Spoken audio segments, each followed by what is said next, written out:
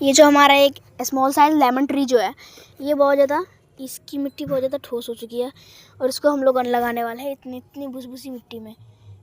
वो क्यों? क्योंकि हम लोगों ने इसको धरती में लगाएंगे। जो ये बहुत ज़्यादा, जो ये हाइब्रिड है, 1 साल में फल देना शुरू हो जाएगा। ये इसलिए हम लगाने वाले हैं। और आप लोगों को भी मैंने 100 रुपये में लाया है। 100 रुपये में इधर देखो।